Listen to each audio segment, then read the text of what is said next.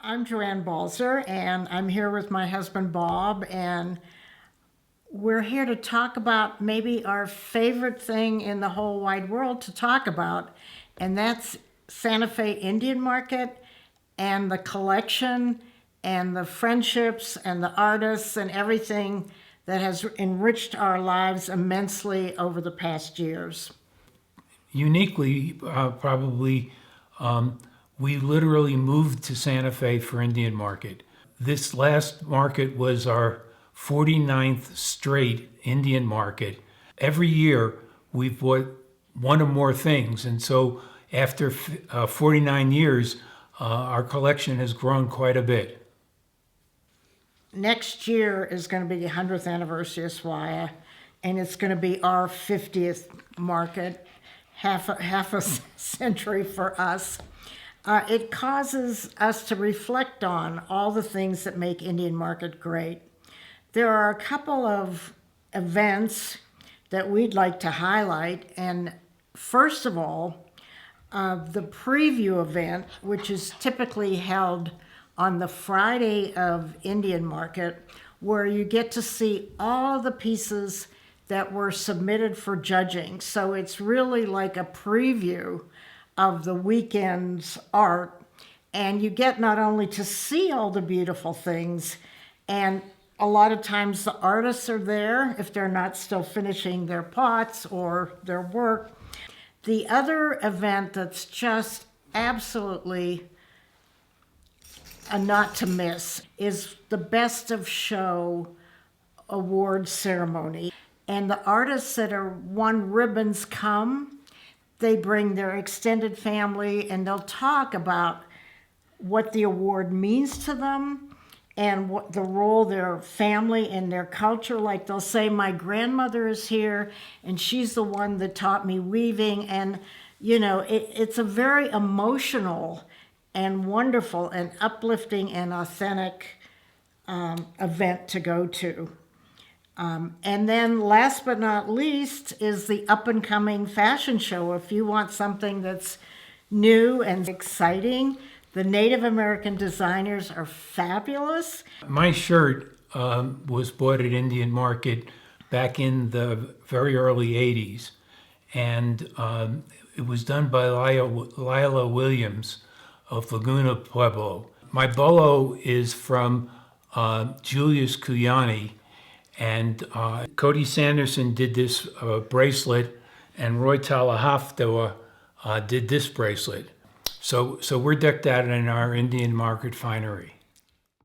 When we first started coming to Indian Market, the first year, we came at about 7:30 in the morning.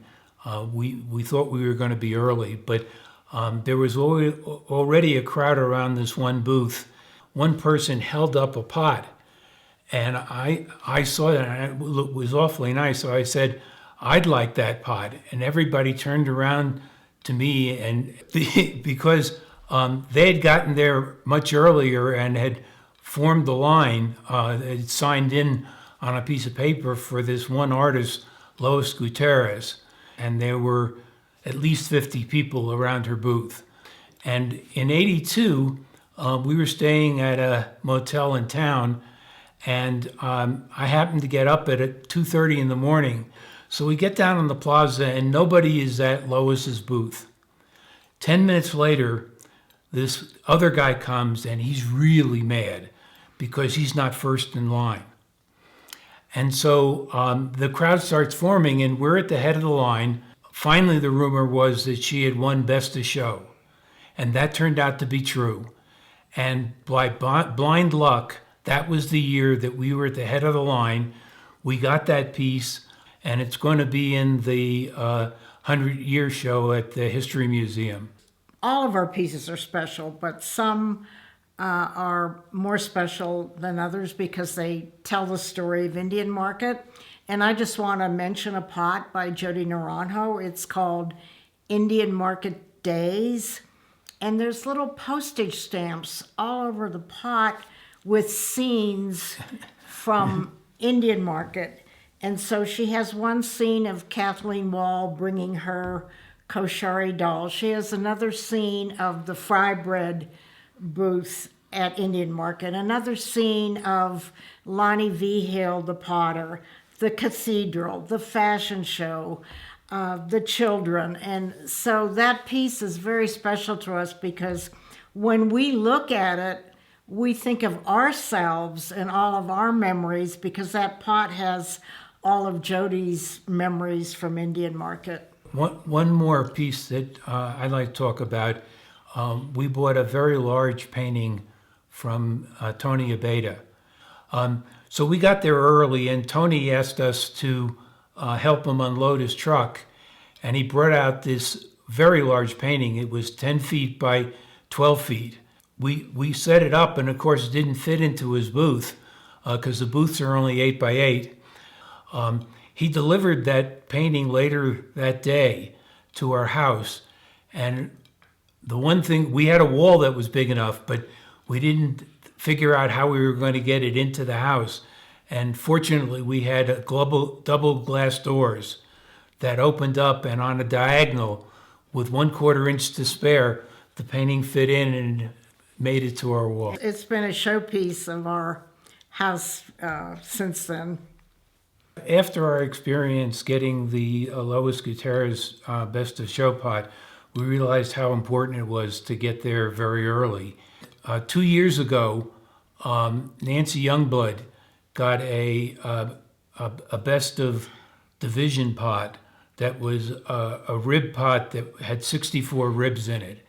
So I got out there at 3 in the afternoon and stayed overnight for the pot. Some of the more important Indian Market artists started out as portal artists. For example, Denise Wallace.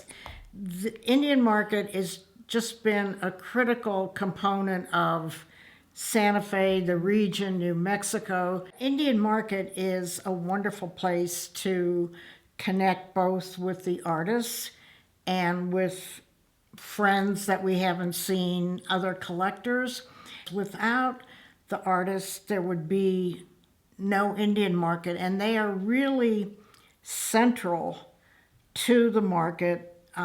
Some of them are generational, and some of them share booths together with their families. So, the markets are such a financial important source. A lot of the artists, some of them, their whole year's income comes from Indian Market, and so the pandemic has really been, devastating for some of them because they lost their sources of income, and now everything's coming back. In the History Museum exhibit, we're going to be celebrating the artists. I just think that everybody should come to market and see the work, celebrate the contemporary artists, and contribute in whatever way you can to keep this tradition going.